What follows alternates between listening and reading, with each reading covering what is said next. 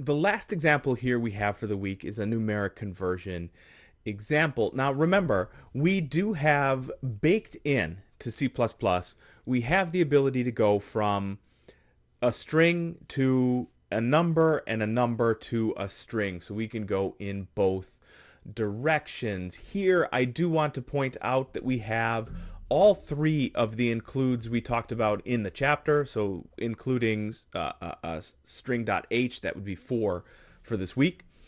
We need CC type for to lower. We need C string for our string compare, and we need CSTD library, so that's the C standard library for argument to integer, so that we can take our string input and turn that into an integer. So you'll notice what we have here is size up to 20.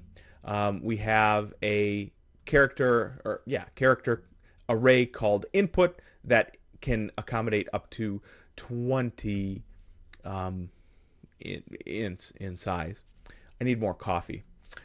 We have two additional ints, one for counting and one for total. And we have double average.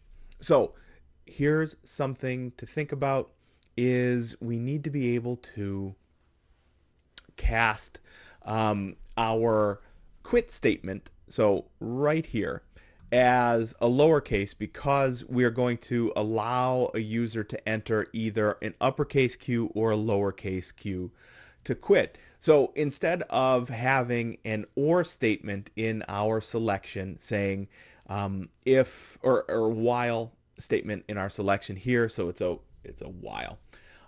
So instead of checking for uppercase Q and lowercase q, we can simply take that input, run it through the two lower operations so that we receive the value back as a lowercase q does not equal lowercase q. So that's happening right here. So what this program does is takes a series of integers, as many integers as the user wants to input. It keeps accumulating those in total. Now, the way we're getting our input from the user is as a string as opposed to as an integer. So it is a little contrived in this particular example, but there are going to be reasons why you would do this. A zip code. Think about a zip code.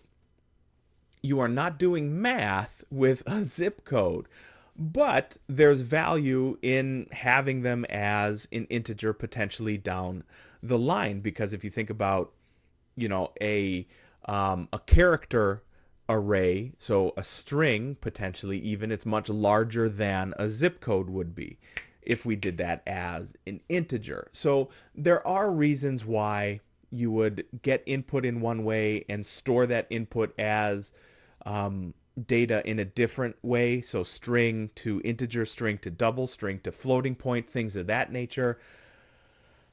The situation will let you know what you're doing with that. This is a little contrived here, but we are getting our inputs as string, converting them to integers. So that's what's happening right here. So long as the user doesn't put in a capital or a lowercase q, we are going to add the string value converted to an integer to total. Here, as long as you've actually entered in something, so that's what count is for, because you cannot do an average with 0 numbers. We've got the idea here of static cast as double total, so we can divide it by count. So total, you'll notice here, is an integer, and if we do integer division with that, we are going to get an integer result. We do not want that. So instead, we are casting it as a double. And really the reason we have this static cast here as opposed to having total as we could have just done ATOF, so that's argument to float, to get a double here instead. But the reason we didn't do that was to remind you that we have this capacity. So if I run this, and it's taking extra long today. There we go.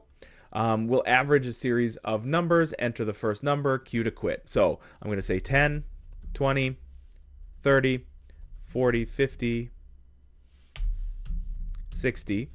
And this time I want to do Q to quit, but just to be opposite-y, I'm going to do a capital Q so that it has to take that input and to lower it. So there we go. Average is 35. So a couple of things to note here, because we were using a while loop the way we're doing it, and we are getting the next integer here at the bottom, this Q did not do anything to our average, to our total at the back end. That's good logical design.